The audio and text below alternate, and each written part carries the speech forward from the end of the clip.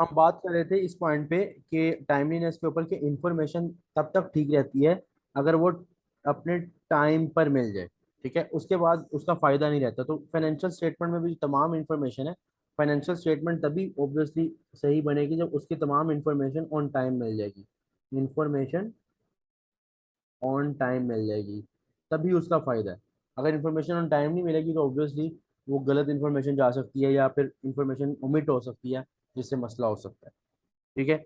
उसके बाद लास्ट चीज है अंडरस्टैंडेबिलिटी। अंडरस्टैंडेबिलिटी है कि जितनी भी इंफॉर्मेशन आपने प्रोवाइड की है ना वो अंडरस्टैंडेबल हो, कि आम बंदा उसको अंडरस्टैंड कर सकता है। देखो बिजनेसमैन में जो जो बिजनेसमैन होता है, जो मालिक होता है, अक्सर वो पढ़ा लिखा नहीं होता।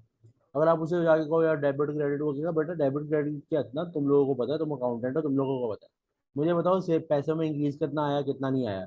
तो ये नहीं कि आप अकाउंटिंग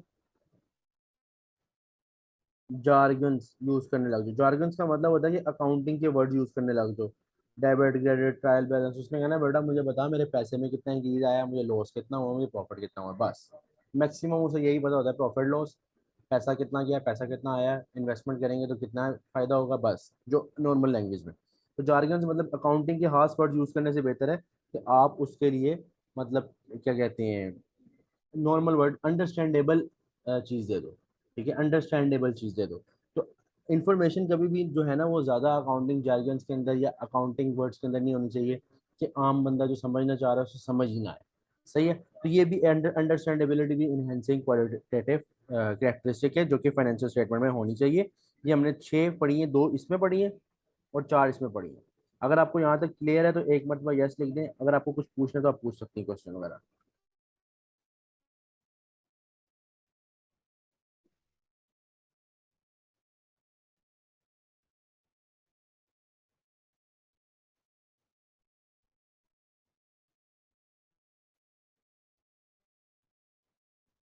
क्लियर है, अच्छा एक अच्छा।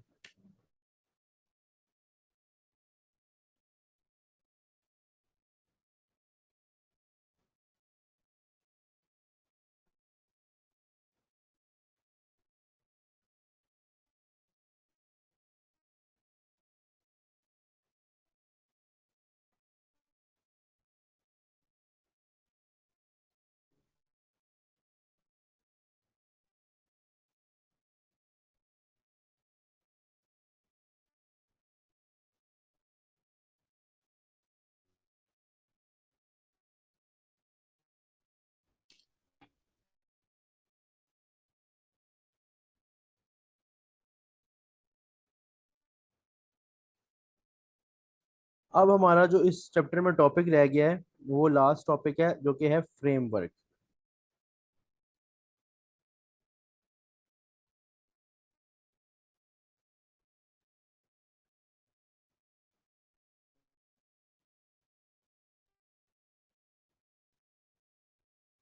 अच्छा, तो अब हमारा इस चैप्टर के अंदर जो लास्ट मेन टॉपिक रह गया उसका नाम है फ्रेमवर्क। असल में फ्रेमवर्क क्या चीज़ होती है कि आपके जितने भी स्टैंडर्ड्स, जितना भी आपके नॉलेज है ना, जितना भी related to non current asset, current assets, receivable, business के अंदर जितने भी मामला है ना, वो जो स्टैंडर्ड्स बनते हैं, जैसे मैंने अभी आपको बताया कि नॉन करंट एसेट का स्टैंडर्ड है IS 16, इन्वेंट्री का IS 2। तो जितने भी स्टैंडर्ड्स आगे बने होते हैं वो एक फ्रेमवर्क की बेस पे बने होते हैं। यानी बैक एंड पे एक फ्रेमवर्क होता है जिसकी बेस पे उसको बनाया गया होता है। यानी कि फ्रेमवर्क कह लो कि एक बेसिक रूल्स होते हैं जिसके ऊपर उसको अप्लाई कर, उन रूल्स को हर स्टैंडर्ड पे अप्लाई किया जाता है और उसके मुताबिक बनाए जाते हैं। इसका पर्पस क्या, फ्रेमवर्क का,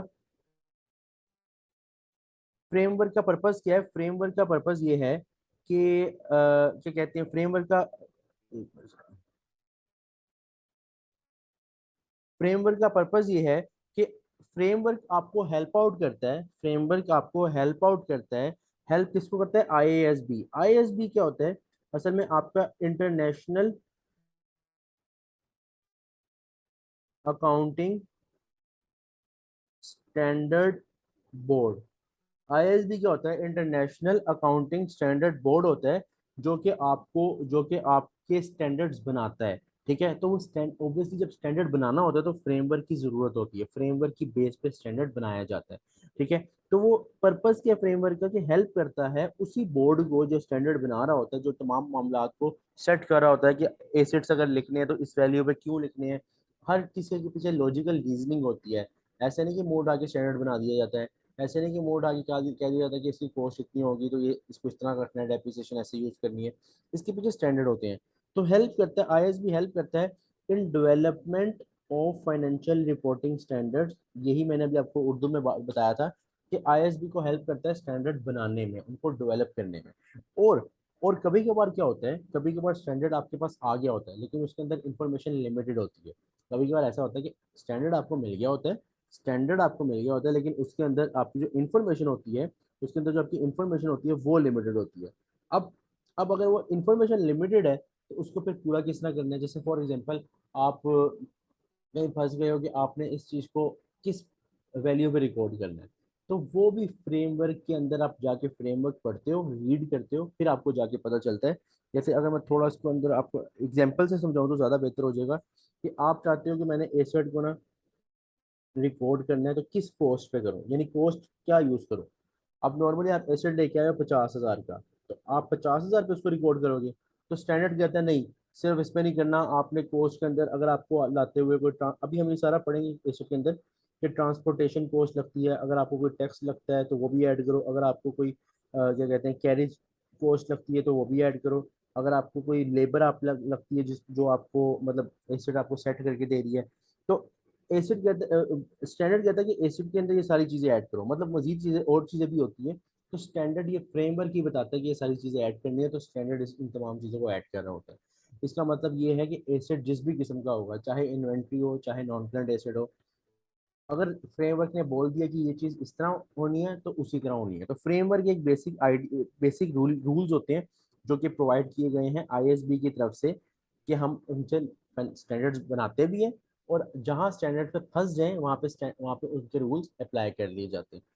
इसके डिटेल हमारा जो दूसरा चैप्टर है वो डिटेल में इसके बारे में ही है, सारा फ्रेमवर्क के ऊपर ही, तभी मैंने लास्ट पे पढ़ा रहा हूँ ये कि ये अगला जो हमारा चैप्टर 2 है उसके अंदर फ्रेमवर्क, रेगुलेटरी फ्रेमवर्क, सारा यही हमने पढ़ना है। तो ये इसका पर्पज है। अच्छा, अब अब आप जो फाइनेंशियल रिपोर्टिंग स्टैंडर्ड बनाते हो, यानी कि जो जितने भी फाइनेंशियल रिपोर्टिंग स्टैंडर्ड बना रहे हो, इनका ऑब्जेक्टिव क्या है। यानी कि ठीक है, फ्रेमवर्क से हम कह रहे हैं कि हमने फाइनेंशियल रिपोर्टिंग स्टैंडर्ड बनाने हैं, हम कह रहे हैं कि फ्रेमवर्क से हम रिपोर्टिंग स्टैंडर्ड्स बनाएंगे, लेकिन इनका ऑब्जेक्टिव क्या है। असल में ना बिजनेस के अंदर इतने ज़्यादा एलिमेंट्स होते हैं, उन सबको लाइन अप करने के लिए, सेट करने के लिए, एक स्टैंडर्ड फॉर्मेट पे लाने के लिए कि तमाम बिजनेस के वैसे ही सारा, अब पूरी दुनिया में एसओएफपी बनती है, हर बिजनेस की एसओएफपी बनती है, तो हर बिजनेस की एसओएफपी सेम बनती है। ये किसकी वजह से है, ये फ्रेमवर्क और ये फाइनेंशियल रिपोर्टिंग स्टैंडर्ड की वजह से है। तो इसके ऑब्जेक्टिव ही ये है कि हर कोई अपने लिहाज से बिल्कुल ठीक अकाउंटिंग करे। और उसके बाद ऑब्जेक्टिव क्या फाइनेंशियल रिपोर्टिंग बनाने का, वो मैंने यहाँ लिखा हुआ है। सबसे पहला क्या, decisions about providing economical resources to entity. इसका मतलब ये है कि जब हम फाइनेंशियल रिपोर्टिंग करते हैं ना, जब प्रॉपर फाइनेंशियल रिपोर्टिंग की जाती है, वो इसीलिए की जाती है कि बिजनेस के अंदर पैसा लाया जाए और बिजनेस को ग्रो किया जाए। तो इकोनॉमिकल रिसोर्सेज का मतलब पैसा, ठीक है। तो इसके बारे में डिसीजंस लिए जाए प्रॉपरली। वो तब तक नहीं लिए जा सकते जब तक आप प्रॉपरली इसके सेट टूल्स नहीं बनाओगे, तक प्रॉपर फ्रेमवर्क नहीं बनाओगे और प्रॉपर क्या कहते हैं फाइनेंशियल रिपोर्टिंग स्टैंडर्ड्स नहीं बनाओगे। इसलिए हर company same financial reporting standard use करके उन्हीं की बेस पर डिसीजन मेकिंग करती है और कल को वहाँ से फायदा हासिल करके, पैसे वाला फाइनेंशियली और नॉन फाइनेंशियली फायदा हासिल करके बिजनेस को, यानी एंटिटी यानी बिजनेस को ग्रो करती है। और दूसरा ये कि और भी कोई फाइनेंशियल डिसीजंस होते हैं, जरूरी नहीं पैसा फाइनेंशियल, सिर्फ ये नहीं कि पैसा कमाना डिसीजन हो, पैसे का लगाना, पैसे के अंदर पैसे को किस तरह ग्रो करना है, किस तरह ज़्यादा हो गया तो पैसे में से कितना इन्वेस्ट करना है, पैसे में से अगर इतना इन्वेस्ट कर लिए तो वहाँ से कितना आना चाहिए, कितना कमाना चाहिए वहाँ से। ये तमाम डिसीजंस भी हम तभी कर सकते हैं जब हमारे पास प्रॉपर स्टैंडर्ड होगा और प्रॉपर फाइनेंशियल रिपोर्टिंग हमने की होगी, ठीक है। अब एक यहाँ पे पॉइंट है कि फ्रेमवर्क पे हमने पर्पस पढ़ लिया और फाइनेंशियल रिपोर्टिंग स्टैंडर्ड का ऑब्जेक्टिव पढ़ लिया, लेकिन ये तमाम चीज़ें ना प्रूडेंस के ऊपर होनी चाहिए। ये तमाम चीज़ें प्रूडेंस कॉन्सेप्ट को फॉलो करती होनी चाहिए उसकी। अब प्रूडेंस कॉन्सेप्ट होता क्या है, प्रूडेंस कॉन्सेप्ट असल में एक ऐसा कॉन्सेप्ट है जो अपनी कुछ एक बात बताता है, जिस बात पे वो कहता है कि ये फाइनेंशियल स्टेटमेंट्स के अंदर ये चीज़ प्रूडेंस कॉन्सेप्ट होना चाहिए। अब प्रूडेंस कॉन्सेप्ट है क्या, प्रूडेंस कॉन्सेप्ट ये है कि जितने भी आपके एसेट्स हैं और जितनी भी आपकी इनकम्स है, इसको कभी भी जान के ओवर स्टेट ना करो। यानी आपके पास एसेट है 1 लाख रुपए का, आप 1.5 लाख शो कर रहे हो। सिर्फ क्यों?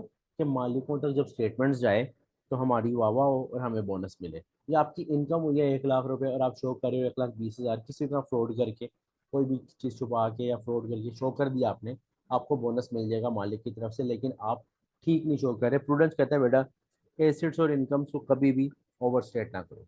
और प्रूडेंस ऐसा नहीं है कि प्रूडेंस सिर्फ कहता है, प्रूडेंस हर हर स्टैंडर्ड के अंदर ये अप्लाई हुआ हुआ। वहाँ पे ये रूल होंगे कि यार वो हर फ्रॉड से बचाने के लिए ना स्टैंडर्ड ने बड़े बड़े रूल्स दिए हैं कि फ्रॉड नहीं हो सकता आप। ठीक है, जहाँ पे होता है नो डाउट 100% तो नहीं, लेकिन काफी परसेंटेज तक उसने रोक लिया है फ्रॉड को। ठीक है। इसी तरह लाइबिलिटीज,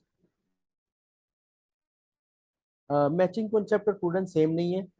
सरमत, मैचिंग कॉन्सेप्ट और प्रूडेंस सेम नहीं है। मैचिंग कॉन्सेप्ट एक अलहदा कॉन्सेप्ट है, उसको भी अभी हम पढ़ते हैं, उसको अभी आगे हमने पढ़ना है, other other important accounting concept. ठीक है, वहाँ हम देखते हैं मैचिंग कॉन्सेप्ट क्या है।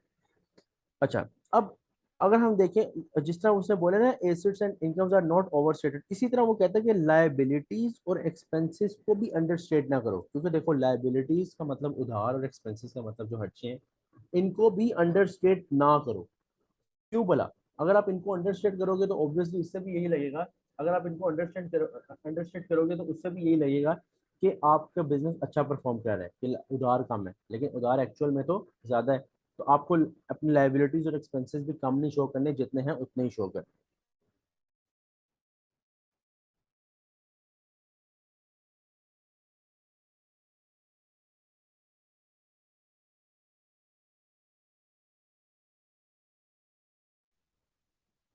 अच्छा, तो लाइबिलिटीज और एक्सपेंसेस आर नॉट अंडरस्टेटेड, सही है।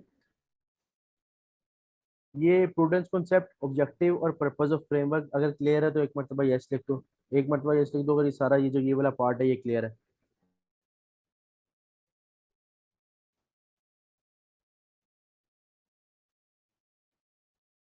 अब हमारे पास ये लास्ट में कुछ इंपॉर्टेंट टर्म्स रह गई हैं, इसके अंदर हम एक्रूवल और मैचिंग कॉन्सेप्ट यहाँ पे जो पूछा उसने यहाँ पे ऐड कर देते हैं, क्योंकि वो यहाँ पे ऐड होगा।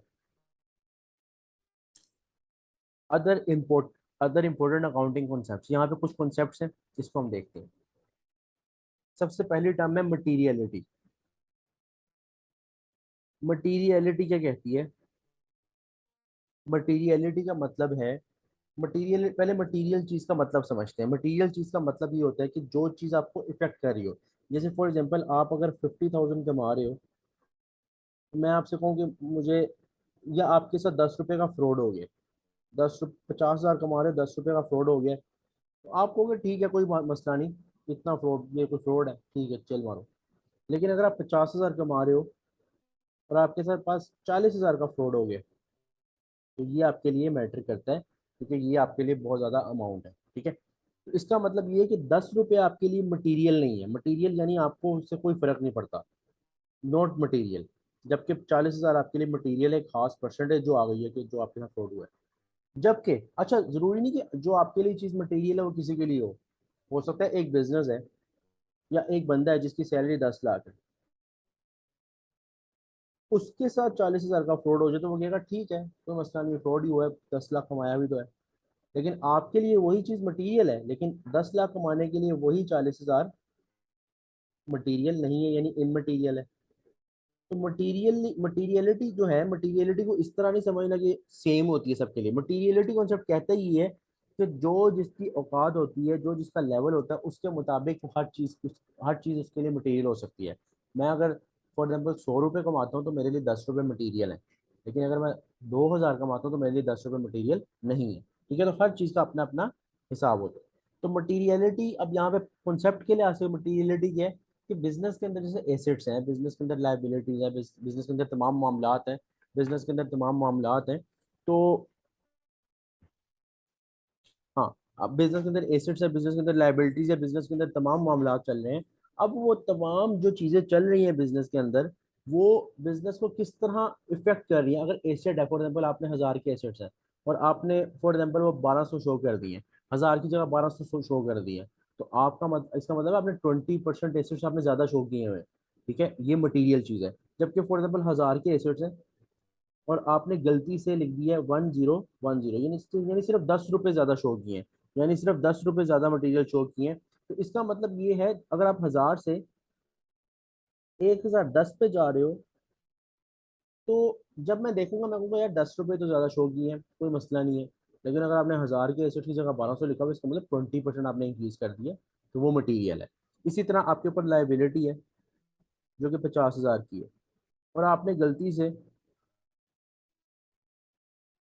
50,005 लिख दिया, तो एक नॉर्मल चीज़ है, तो एक नॉर्मल चीज़ है। ठीक है, जबकि अगर आपने 50,000 की लाइबिलिटी की जगह लिखा हुआ है 40,000, कम किया हुआ है, तो ये बहुत ज़्यादा मटीरियल हो गया ना, कि आपने इतना ज़्यादा फर्क डाल दिया।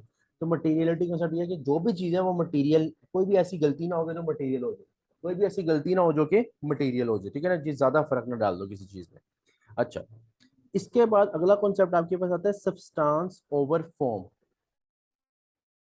इसको थोड़ा सा समझते हैं, इसको थोड़ा सा क्लियर होके समझते हैं। Substance over form. सब्सटेंस का मतलब है कमर्शियली, और फॉर्म का मतलब है लीगली। सब्सटेंस ओवर फॉर्म का मतलब ये है कि कमर्शियली अगर और लीगली दो केस आपके सामने आ जाए, कमर्शियल चीज आ जाए, एक कमर्शियल पॉइंट आ जाए और एक लीगल पॉइंट आ जाए, तो आपने कमर्शियल पॉइंट को ज्यादा तरजीह देनी है। कमर्शियल पॉइंट आ जाए और लीगल चीज आ जाए, समझो एक चीज समझाता हूँ, इस तरह एग्जांपल से समझाता हूँ, देखो। फॉर एग्जांपल, आप एक बंदे के साथ काम कर रहे हो 2 साल से, आप एक बंदे के साथ 2 साल से काम कर रहे हो, और आपने कोई रिटर्न एग्रीमेंट नहीं किया हुआ उसके साथ, सही है। 2 साल के बाद आप उसे फारिग करा देते हो, और आप सारे के सारा बिजनेस उससे उससे क्या आउट करके सारी की सारी 100% जो ओनरशिप है वो आप अपने पास रख लेते हो।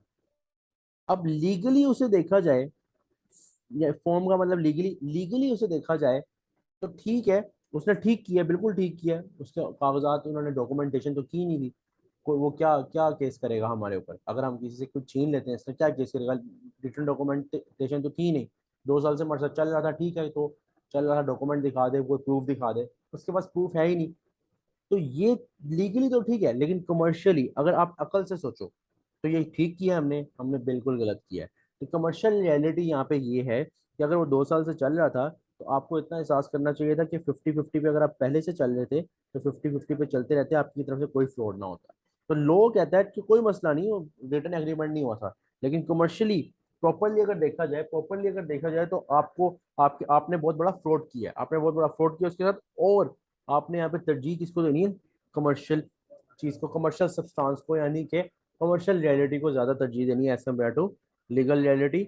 ये कॉन्सेप्ट है, ये सिंपल, इसको ना, इसको इस तरह समझना कि कमर्शियल चीज को ज्यादा तरजीह देनी है ओवर लीगल चीज बिजनेस के अंदर। ठीक है, ये पॉइंट है सिर्फ, ये वाला ये जो दूसरा पॉइंट है वो सिंपल ये है, सिंपल ये है। अब तीसरी चीज है going concern concept. Going concern concept क्या चीज है, इसको भी डिस्कस करते हैं।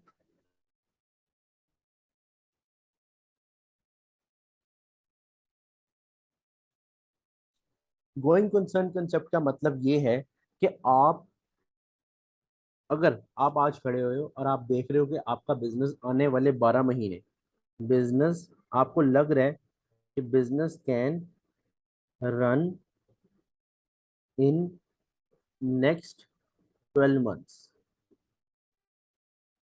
तो आप अपने स्टेटमेंट में नीचे पॉइंट्स में लिखोगे कि हमारा बिजनेस अभी तक गोइंग कंसर्न बेसिस पे चल रहा है। गोइंग कंसर्न बेसिस पे चल रहा है, यानी अभी हमारा बिजनेस डूबने की हालत में नहीं पहुंचा, चल रहा है और ऊपर जा रहा है, ग्रो कर रहा है और चल रहा है प्रॉपर, कोई मसला नहीं है। अगर आपको लग रहा है ना आज खड़े होकर आपका बिजनेस अगले 12 माह तक चल रहा है, चलेगा, 12 माह से ज्यादा चलेगा, तो आप कौन सी बेसिस यूज करोगे, कौन सा कॉन्सेप्ट यूज करोगे? Going concern concept. लेकिन अगर आपको लग रहा है कि बिजनेस, दूसरा केस ऑपोजिट, कि अगर आपको लग रहा है कि 12 माह से कम करेगा, उस केस में, उस केस में आप अपने फिर जो स्टेटमेंट्स हैं वो गोइंग कंसर्न की बेस पे नहीं बनाते। जो आपकी स्टेटमेंट्स बनती है ना, गोइंग कंसर्न बेसिस पे बनी होती है। लेकिन अगर आपको लग रहा है कि 12 माह से कम है, तो फिर आप जो स्टेटमेंट बनाते हो वो बेसिस कहलाती है ब्रेकअप बेसिस। ये हम सीखेंगे डिटेल में कि गोइंग कंसर्न कंसेप्ट और ब्रेकअप बेसिस को। लेकिन बेसिक लेवल पे ये है कि अगर आपको लग रहा है कि आने वाले 1 साल में आपका बिजनेस ऑपरेट करेगा, तो आपका जो कॉन्सेप्ट चल रहा है अकाउंटिंग के अंदर वो गोइंग कंसर्न है। और अगर आपको लग रहा है कि 12 माह नहीं चलेगा, तो अगले 3 माह में हम लोग खत्म होने वाले हैं या दिवाली या निकल गया, आप अगले 3 माह में हमने अपने एसेट्स बेचने और निकल जाना है, तो वो ब्रेकअप बेसिस पे आपकी अकाउंटिंग होगी सारी। ठीक है, गोइंग कंसर्न कॉन्सेप्ट सिर्फ यही बताता है कि आपका बिजनेस आने वाले 12 माह में ऑपरेट करेगा। ये पहली 3 डेफिनेशन अगर क्लियर है तो एक मरतबा यस लिख दो, फिर बाकी 3 करते हैं। पहली 3 डेफिनेशन क्लियर है, कॉन्सेप्ट्स, पहले 3 कॉन्सेप्ट्स।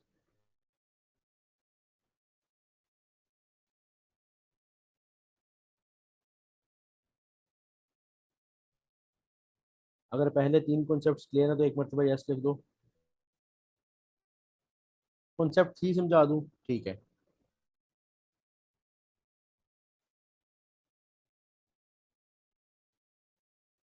ठीक है, मैं रिपीट कर देता हूँ। सब एक को, एक कॉन्सेप्ट 2 और कॉन्सेप्ट 3।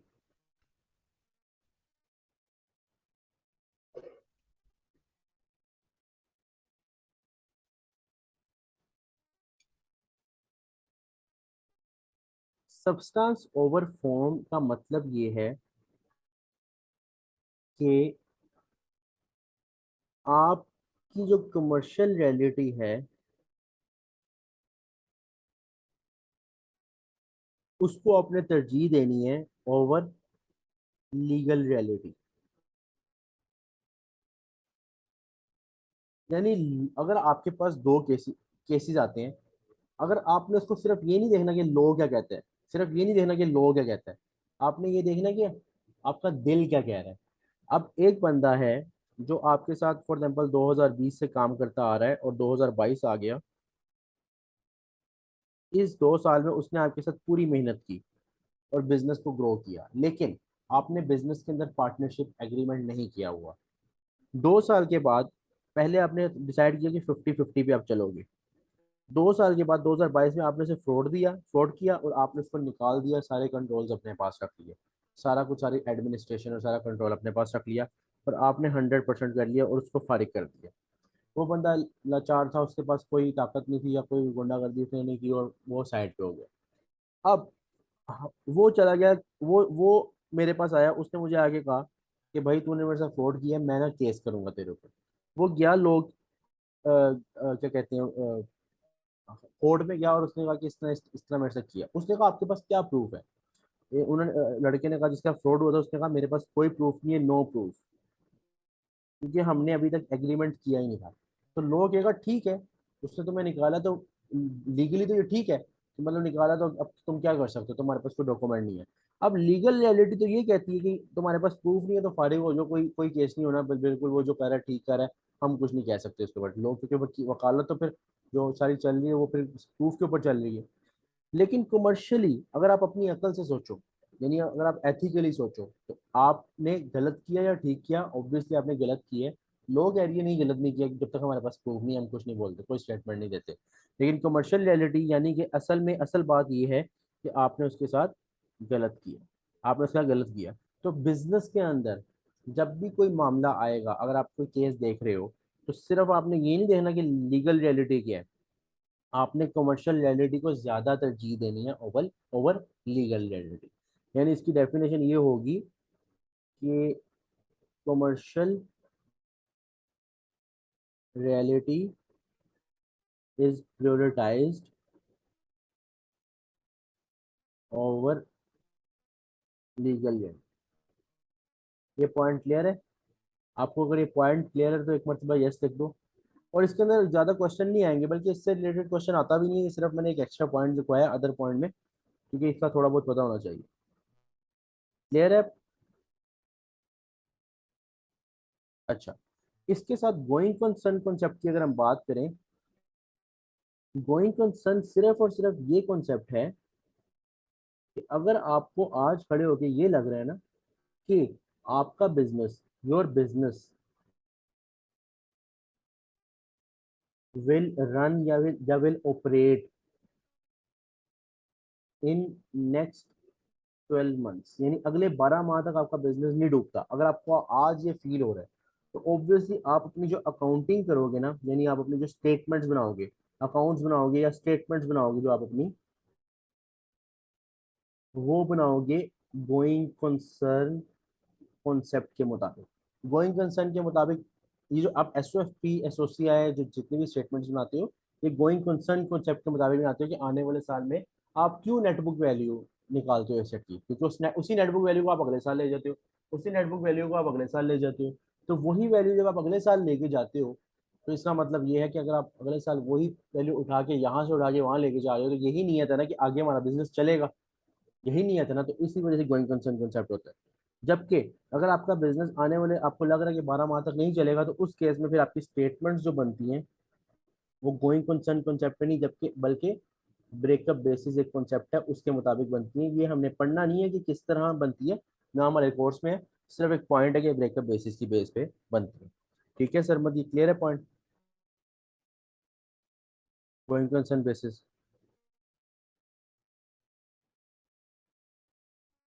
गुड है।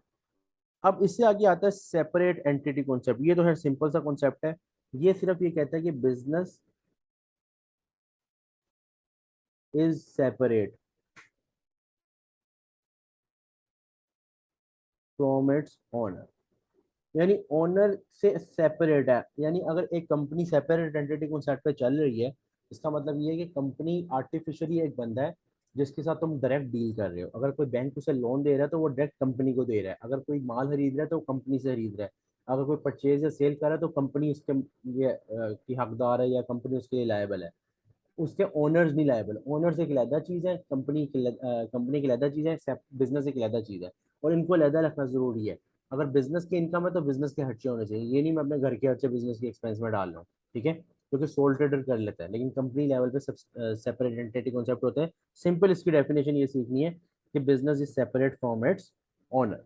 ये सिंपल आपको इसकी डेफिनेशन पता होनी चाहिए कि इनके तमाम मामला बिजनेस के अलहदा होंगे और ओनर के अलहदा होंगे, और ये ज़रूरी है अकाउंटिंग करने के लिए। क्लियर है ये कॉन्सेप्ट क्लियर है। सोल ट्रेडर सिंपली होता है जो एक क्या कहते हैं बिजनेस के अंदर जो एक मालिक होता है, जो एक मालिक वाला बिजनेस हो उसके अंदर सेपरेट एंटिटी कॉन्सेप्ट नहीं होता। सोल ट्रेडर जो एक मालिक है उसने कंपनी नहीं बनाई हुई, जैसे फॉर एग्जांपल मैंने उसके अंदर अपने घर के खर्चे भी डाल रहा हूँ जिससे नॉर्मली सोल ट्रेडर करते हैं।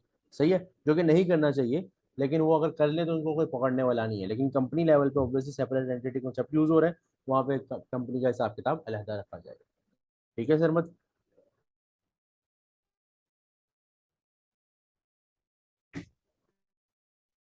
अच्छा, अब उसके बाद अगला कॉन्सेप्ट है एक्रूवल या मैचिंग कॉन्सेप्ट। एक्रूवल या मैचिंग कॉन्सेप्ट। एक्रूवल कॉन्सेप्ट क्या कहता है, एक्रूवल कॉन्सेप्ट या मैचिंग कॉन्सेप्ट दोनों एक किस्म के सेम है। एक्रूवल और मैचिंग कॉन्सेप्ट ये कहते हैं कि जिस साल की इनकम है उसी साल के एक्सपेंसेस में से उसको माइनस करो। जिस साल की इनकम है उसी साल के एक्सपेंसेस उसमें से जैसे फॉर एग्जांपल मैं एक एग्जांपल समझाता हूँ कि 2020 है ना, इसकी इनकम हुई और एक्सपेंसेस हुए। अब ये ना करो कि 2021 दो इनकम 2020 की लिख रहे हो और एक्सपेंसेस आगे लेके जा रहे हो, और 2021 की इनकम में से 2020 के एक्सपेंस माइनस कर रहे हो। जिस साल की इनकम है, जैसे मैं एक एग्जांपल अगर थोड़ा बहुत समझाऊं तो ज़्यादा क्लियर हो जाएगा। जैसे आपको ना 2020 आपने गुजारा और आपकी 2020 में इनकम थी 1 लाख रुपए। सही है, अब ऑब्वियसली साल गुजर गया, अब बिल तो आपको इलेक्ट्रिसिटी का बिल तो बाद में आना है। अब एक एक्सपेंस में आपके पास एक एक्सपेंस जो मेन एक्सपेंस होता है वो होता है इलेक्ट्रिसिटी एक्सपेंस। इलेक्ट्रिसिटी एक्सपेंस आपको साल गुजरने के बाद आया 2021 में जाके। तो ये ना कर देना कि 2021 में जाके इनकम जो फॉर एग्जाम्पल 2021 की इनकम है 3 लाख रुपए, तो उसमें से इलेक्ट्रिसिटी एक्सपेंस माइनस कर रहे हो ना जो आपको अब आया है। भाई जो 2021 के स्टार्ट पे आपको इलेक्ट्रिसिटी का बिल आया है ना, वो असल में 2020 में आपने उससे फायदा लिया था। कल मैंने एक बात बताई थी कि एक्सपेंस वो होता है जब फायदा ले लो तो एक्सपेंस हो जाता है, कैश नहीं देखा जाता कब जा रहा है। बेनिफिट जिस दिन आपने रिसीव कर लिया आपका आपका वो आप जिस साल बेनिफिट रिसीव कर लिया उसी साल का एक्सपेंस है। तो वो इलेक्ट्रिसिटी एक्सपेंस चाहे बाद में आ रहा है, लेकिन आपने फायदा पिछले साल से उठाया है 2020 में, तो वो एक्सपेंस जितनी भी अमाउंट है वो आप यहाँ से माइनस कर दो। 2021 में से 2021 के एक्सपेंस माइनस हो 2021 में से। तो एक्रूवल और मैचिंग कॉन्सेप्ट यही है कि 2000 जिस साल का इनकम है उसी साल के एक्सपेंस उसमें से माइनस हो। ठीक है, सरमद आपने पूछा था मैचिंग कॉन्सेप्ट, वो ये है। प्रूडेंस कॉन्सेप्ट एक अलग चीज है, वो था कि लॉस और एक्सपेंस को कम शो ना करो और एसेट्स और इनकम को ज्यादा शो ना करो। क्लियर है ये पॉइंट। यहाँ तक क्लियर है? Matching concept, accrual concept. खैर एक्रूवल के ऊपर तो हमारा पूरा एक चैप्टर भी है, एक्रूवल एंड प्रीपेमेंट, उसको हम प्रॉपर्ली पढ़ेंगे, वहाँ पे बहुत ज्यादा क्लियर हो जाएगा एक्रूवल कॉन्सेप्ट।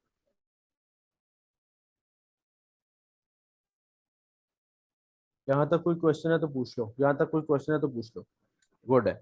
अब एक लास्ट कॉन्सेप्ट रह गया जिसको आप बोलते हो कंसिस्टेंसी कॉन्सेप्ट। कंसिस्टेंसी कॉन्सेप्ट क्या होता है? एक्रूड एक्सपेंस लाइबिलिटी है, बिल्कुल। एक्रूड एक्सपेंस लाइबिलिटी होती है, करंट लाइबिलिटी होती है आपकी। लास्ट कॉन्सेप्ट आपका क्या है? Consistency concept. Consistency concept simple ये होता है कि आपने अगर कोई रूल 2020 पीछे से 2019, 2020, 2021 में अप्लाई करते आ रहे हो स्टेटमेंट्स में, तो 2022 में भी वही कर लो, ताकि आप उसको आपस में कंपेयर कर सको। अभी एक एग्जांपल थोड़ी देर पहले दी थी कि कंपेरेबिलिटी होनी चाहिए फाइनेंशियल स्टेटमेंट के अंदर। तो जैसे 2019 है, उसमें आपने इन्वेंट्री इन्वेंट्री निकालने के लिए लाइफो यूज किया हुआ है, 2020 में भी लाइफो यूज किया हुआ है, 2021 में भी लाइफो यूज किया हुआ है। तो आपको क्या जरूरत है 2022 में जाके फाइफो यूज करने लग जाओ? ना आप कंपेयर कर पाओगे, ना कंसिस्टेंसी रहेगी। कंसिस्टेंट रहना यानी सेम रहना, चलते रहना सेम, एक ही स्मूथ स्पीड से और एक ही स्मूथ कॉन्सेप्ट पे। तो जिसे बोलते हैं कंसिस्टेंसी। कि यहाँ अगर पीछे से जो यूज करते आ रहे हो लाइफ को यूज करी जाओ, या फिर एसेट्स को यूज करने के लिए जो आप डेप्रिसिएशन आपने पढ़ी होगी F2 लेवल पे, कि डेप्रिसिएशन होती है स्ट्रेट लाइन मेथड और रिड्यूसिंग बैलेंस। आपने यहाँ स्ट्रेट लाइन यूज की है, यहाँ स्ट्रेट लाइन यूज की, यहाँ स्ट्रेट लाइन यूज की, तो भाई यहाँ पे भी स्ट्रेट लाइन यूज कर लो। कंसिस्टेंट हो जाओ, क्योंकि देखो ना अकाउंटिंग के अंदर कहीं भी आपके पास ना ऑप्शंस आ जाती हैं, कोई भी आप चीज यूज कर सकते हो। ठीक है, तो यहाँ पे आपके पास लाइफो तो खत्म हो गया है, लाइफो खत्म हो चुका हुआ है सर, मत बिल्कुल खत्म हो चुका हुआ है। मैं एक एग्जांपल से समझा रहा हूँ, लाइफो अब खत्म हो चुका हुआ कंसेप्ट। अब फाइव और एफ को रह गए हैं, लेकिन मैंने एक एग्जांपल समझाइए कि अगर एक कॉन्सेप्ट यूज कर रहे हो तो उसको ही यूज करते रहो।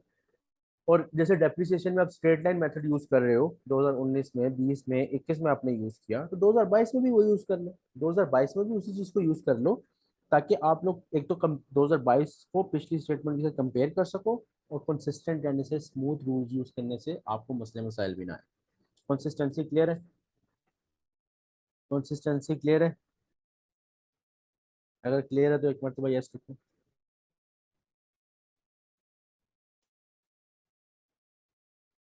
तो यहाँ पे हमारा चैप्टर नंबर 1 ऑलमोस्ट खत्म हो गया, एक दो पॉइंट्स रह गए होंगे, वो इंशाल्लाह प्रैक्टिस के अंदर किट के साथ होंगे। तो बाकी मैंने सारा कवर कर दिया जितना भी था, ये स्टार्ट से लेके एंड तक। ठीक है, और इसकी जो PDF है वो भी आपको मिल जाएगी, जहाँ आपको इशू होगा आप व्हाट्सएप पे पूछ सकते हो। और इंशाल्लाह जब किट करेंगे तो इसके मजीद क्वेश्चन हम पढ़े जब करेंगे तो मजीद क्लियर हो जाएगा। तो